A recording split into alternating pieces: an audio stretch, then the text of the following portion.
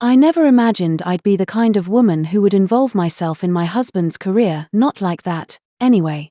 I always believed in boundaries, in privacy, in the idea that what happens at work stays at work. But life has a funny way of shoving you into situations where your values are tested like fragile glass pressed under a heavy hand. My husband, Damien, is the hardest worker I know, meticulous, driven, kind to a fault, and loyal to his company for 9 grinding years. He's the sort of man who shows up early, stays late, brings home extra paperwork, and still apologizes for not spending enough time with me. He deserved a promotion years ago. Everyone in the office said so. But his boss, Mr. Calder, was difficult. A strange man. Charismatic in a cold, calculating way, always observing everyone with a piercing, hawk-like gaze. He had power, too much of it, in my opinion. Damien idolized him for his business genius, but I always felt something unsettling shuffle under my skin whenever the man's name came up. And then one night changed everything. Damien came home late, later than usual, shoulders slumped, tie loosened, eyes clouded with disappointment. When he dropped his briefcase by the door, the thud felt symbolic. Heavy. Final. What happened? I asked, stepping toward him. He sighed, pressing a tired hand to his forehead. The promotion decision is next week. That's good, I said softly. You've been waiting for this. Yes, he said, and the single syllable carried more dread than hope. But Calder, he wants to meet you. My heart paused. Me? Why? I don't know. He said it would help him make his final evaluation. Damien swallowed. He praised my performance, said I was at the top of the list, but then he said he needed to know the man behind the work. And that includes knowing you. Something didn't sit right, but I didn't say it aloud. Damien needed this promotion. He deserved it. And if his intimidating boss wanted to meet me, well, that wasn't a crime. So, we agreed. I would join Damien at a small, private dinner with Calder the following night. I had no idea how weird things were about to get. The restaurant was upscale, too upscale for an ordinary evaluation dinner. The kind of place where chandeliers drip with crystals and waiters glide silently like they're trained assassins of hospitality. Calder sat at the head of a secluded table. His posture was immaculate, his suit flawless, his smile thin. When we approached, he stood, extending a hand toward me. You must be the famous wife I've heard so much about, he said, voice velvety but cold. Damien undersells you. You're far more impressive than he described. I forced a polite smile. His eyes lingered on me too long, not in a lecherous way, but in a dissecting way, as if he were evaluating every expression, every breath, every twitch of discomfort. Dinner itself was harmless enough, though Calder asked strangely personal questions, my background, my stress habits, even how I support Damien's work ethic. It felt like an interview disguised as small talk. Then, at the end of the night, as Damien stepped away to take a phone call, Calder leaned toward me and said something that chilled me straight through. Your husband is exceptional. But I need to know something. He paused, eyes narrowing. How far are you willing to go to support his success? My mouth went dry. What do you mean? He steepled his fingers. I carry a lot of stress. I don't confide in anyone, not for emotional reasons, but because vulnerability is weakness in my position. Yet I require grounding, balance. And recently, my physiotherapist has been traveling abroad. I haven't had a proper tension release session in weeks. Tension release? My mind jumped to the worst assumptions. He continued, I've been living with severe back pain. Your husband mentioned you give wonderful massages. My jaw nearly dropped. He did. Calder nodded. He did. And I would very much like to experience one. A non-professional, personal massage can tell me more about a person's integrity and loyalty than any interview. Wait, hold on, I said. You want me to massage you? I want you to demonstrate how committed you are to Damien's future. He leaned back, studying me. If his partner understands the discipline and service behind success, then I can trust he has the appropriate foundation at home. I didn't say yes. I didn't say no. I simply stared at him, stunned. And then Damien returned, cheerful, oblivious. Calder smiled smoothly and stood. Wonderful dinner. I look forward to tomorrow. Tomorrow? What tomorrow? Calder looked right at me. Your massage appointment. 7 p.m. Don't worry, I'll arrange everything. And then he walked out. When we got home, I confronted Damien. You told him I give good massages? He blinked. Well, yes. I always tell everyone how you help me when I'm stressed. That's different from volunteering me to massage your boss. He winced.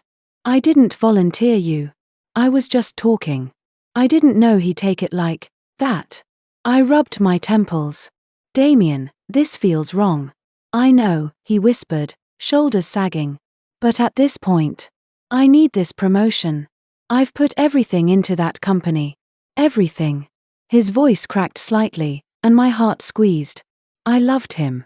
I would do anything for him. But this. Still, it felt strange. A private task, something personal, yet not crossing any line. And if it helped him finally get the recognition he deserved. I'll do it, I said, my voice steadier than I felt. His eyes widened. You will? Yes, I continued, but only because I trust you and because it's completely professional. Nothing weird. He exhaled, relief washing over him. It won't be weird. Calder's demanding, yes, but he respects boundaries. I nodded, though a knot of unease stayed in my stomach. Calder's home was enormous, modern, minimalist, almost sterile. Glass walls reflected my own apprehension back at me, making me feel exposed. He greeted me calmly, his posture perfect, his tone measured. Punctual, he said approvingly. I respect that. A housekeeper led me to a quiet, softly lit room. Subtle music played, and the faint scent of eucalyptus filled the air. Everything was arranged as if preparing for a test rather than a task. Calder removed his suit jacket, then his shirt, revealing the tense lines and marks of someone carrying heavy responsibility for years. Before we begin, he said carefully, I need to make something clear. My heart raced. There will be nothing inappropriate here, he continued. Nothing disrespectful. I simply need a way to release tension and think clearly. That's all.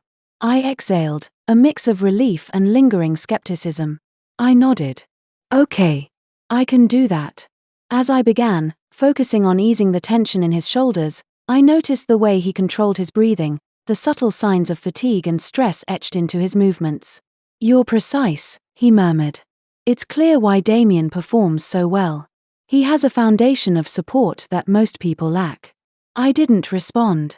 Praise felt like a puzzle piece, part of something larger I didn't fully understand. After a moment, he spoke again, slowly, deliberately. I wasn't testing your loyalty. I was testing your boundaries. I froze. My boundaries? Yes. The boundaries you hold for yourself and for your husband. People with weak limits make weak partners. Weak partners make weak leaders. I kept going, unsure how to respond. And you, he continued, have stronger boundaries than I expected. You walked in prepared to stand firm. That tells me Damien has chosen well. It hit me, sudden and sharp. This had been a test. A strange, manipulative, almost intimidating test, but a test nonetheless. When I finished, he straightened, rolling his shoulders with visible relief, and smiled a real, human smile. You've relieved weeks of tension, he said. And in doing so, you've clarified something important. What's that? I asked. Damien isn't just hardworking, he said. He has a foundation strong enough to handle true responsibility. I swallowed hard. Does that mean? You'll find out tomorrow, he said, slipping his shirt back on. But know this, your effort tonight will not be forgotten. The next day, Damien called me from work, voice trembling. I got it, he said. I got the promotion. I gasped, tears welling. Oh my God, Damien, I'm so proud of you.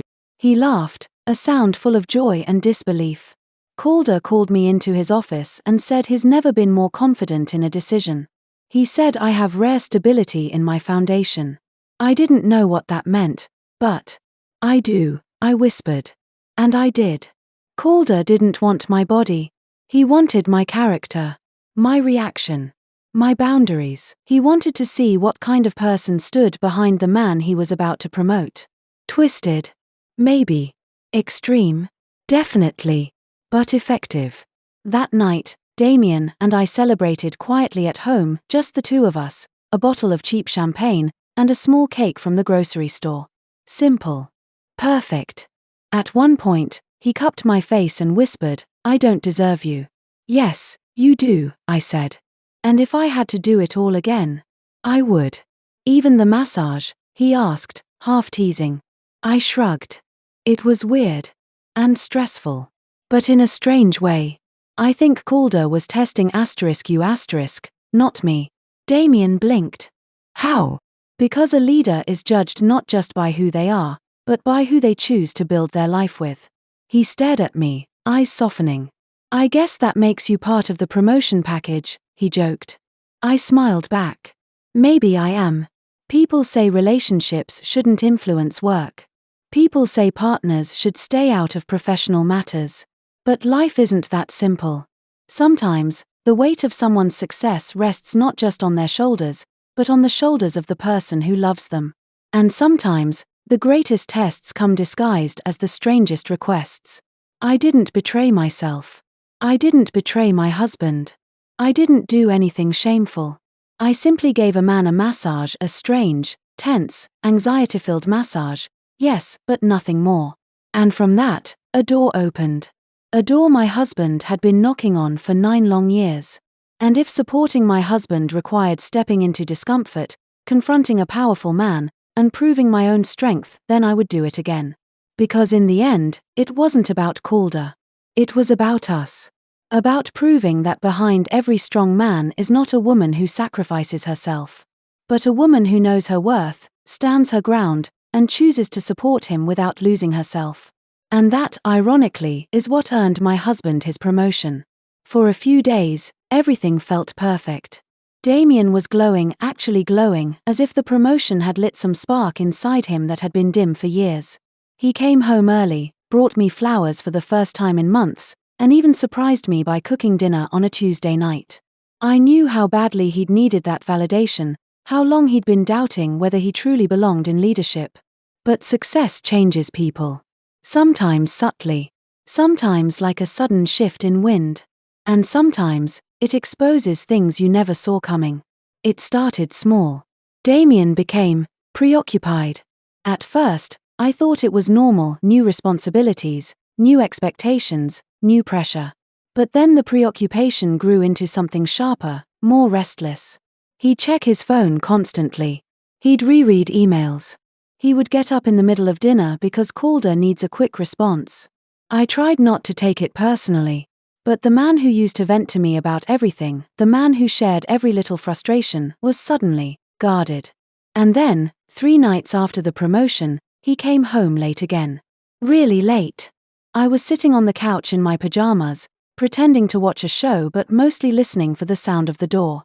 When I finally heard his key turn at 11:43 p.m., relief hit me first, then confusion.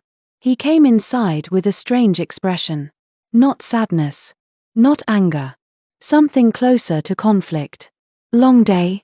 I asked gently. He nodded, setting his bag down with unusual care. Calder wanted me to stay for a strategy meeting. It went over. A meeting? Almost until midnight? His increasing expectations, Damien said, loosening his collar. He says I'm capable of more than I realize. He wants to shape me into someone who can handle bigger pressure.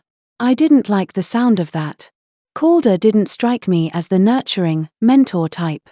More like the sculpting type, shaping people the way he shaped his empire, with precision, discipline, and an iron grip. Still, I said nothing. Until Damien added, "He wants to meet with you again." My stomach dropped. Me? Why? He didn't specify. He just said he'd like us to come to dinner at his estate. Something about building synergy. I froze. I'd passed his test. Why did he want more? This time, Calder's estate felt even larger, more intimidating. Perhaps because I now knew the weight of the man who lived inside it. Or maybe because I sensed something shifting beneath the surface, something unseen, but present. Calder greeted us at the door with a smile I didn't trust. "Welcome," he said, placing a hand on Damien's shoulder. "Come in. Tonight is less formal." Less formal, to Calder, meant a dining room the size of a ballroom, candles in crystal holders, and a meal prepared by a private chef. The man didn't do casual. Everything about him was intentional, even the way he poured his wine, slow and measured, like he was controlling the pace of the night. As we ate, he spoke mostly to Damien about leadership, vision, discipline. But every now and then, his eyes flicked toward me, observing, analyzing, marking something unseen. When dessert was served, he set down his fork and looked at us both. "There is something I need to discuss." Damien straightened, tense with anticipation. Calder continued, "In my company, loyalty is everything. I reward loyalty fiercely. And I test it just as fiercely." He glanced at me. "Your wife passed an important test. And you, Damien, proved yourself capable of trusting her integrity." Damien blinked in confusion. "A test?" "Yes," Calder said plainly. "I needed to know if your foundation was strong enough for the responsibilities ahead." Responsibilities ahead? What did that even mean? Damien swallowed. "I'm grateful for the opportunity. Truly. But, what exactly do you expect from me now?" Calder leaned back, eyes narrowing with satisfaction. "Something greater than a promotion." My heart stuttered. "Greater, how?" Damien asked. Calder clasped his hands. "I want you in my executive circle. And I want your wife to remain involved." I nearly dropped my glass. "Involved? In what way?" He smiled calmly. "You have a grounding effect on people. A presence that stabilizes emotion, even under pressure. Leadership requires that energy. You demonstrated it during the massage." He turned to Damien. "Your rise depends on maintaining that foundation." This time, neither of us spoke. He stood abruptly. "I'll let you think on it." And then he excused himself from the dining room, leaving us alone with more questions than answers. The ride home. The car was silent for a long time. Finally, Damien exhaled. "I don't like this." "Neither do I." He ran a hand through his hair, eyes fixed on the road. "I worked 9 years for this. I finally get recognized, and now it feels like I'm being pulled into something else. Something I didn't ask for." I nodded. Calder doesn't want employees. He wants disciples. People who owe him. "Yes," Damien whispered. "And now he thinks you're part of the deal." We drove in silence again until Damien said something that made my stomach twist. "I think Calder wants control." I shivered. Control of what? Everything. The next morning, as I brewed coffee, my phone buzzed with a number I didn't recognize. I assumed it was spam until I saw the text. "Tonight. 8 p.m. The same room. Your presence is required." My heart slammed. The same room. The massage room. No. No. Absolutely not. I immediately showed Damien. His face drained of color. "He can't be serious," Damien said, pacing. "He can't keep pulling you into this." I should refuse. I should tell him no. I should. His phone buzzed at that exact moment. He froze. Then he read the message. "Bring your wife. This is non-negotiable if you intend to keep advancing." Damien's hands shook as he handed me the phone. "He's threatening my position," he whispered. Fear surged through me, but strangely, so did anger. I wasn't afraid of Calder. Not anymore. I was furious at him. Furious that he thought he could control us. Manipulate us. Own us. No. Absolutely not. I looked Damien in the eye. "We're going tonight." He blinked. "What?" "We can't keep letting him." "We're not going because we're giving him power," I said firmly. "We're going because I'm not afraid of him. And neither are you." Damien stared at me, conflicted, terrified, torn between ambition and morality. "We face him," I said. And this time, we set boundaries. At exactly 8 p.m., we arrived. Calder was waiting, dressed casually this time, in dark slacks and a fitted shirt. He looked calm. Too calm. "Good," he said. "You came." I stepped forward before Damien could speak. Before anything happens, I need clarity. What do you want from us? He studied me for a long moment. Then he said something I did not expect. I want to teach you both how to lead. I frowned. By making me massage you? He chuckled, not mockingly, but knowingly. That wasn't about touch. It was about trust. About observing your composure under pressure. Your ability to maintain boundaries. Your ability to calm someone in distress. He looked at Damien. And I wanted to see how your husband handles vulnerability in someone he loves. Everything in me shifted. You're not testing loyalty, I said slowly. You're studying us. Yes, he said simply. For what? For power. My breath caught. And because, he added, one day, I intend for Damien to take my place. Damien staggered back, stunned. What? That's Calder, that's impossible. I just got a promotion. Calder shook his head. I'm grooming my successor. And I choose based on more than performance. I choose based on psychology, strength, bond, foundation. And you think, I whispered, that includes me? He nodded. A leader is only as strong as the person they share their life with. I suddenly understood everything. The dinner. The questions.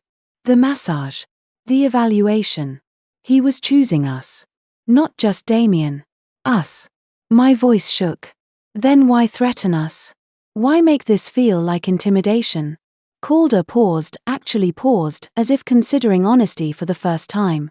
Because fear reveals truth, he said quietly. And I needed to see who you were when pressed. Damien stepped protectively in front of me. That ends now, Damien said, voice trembling but firm.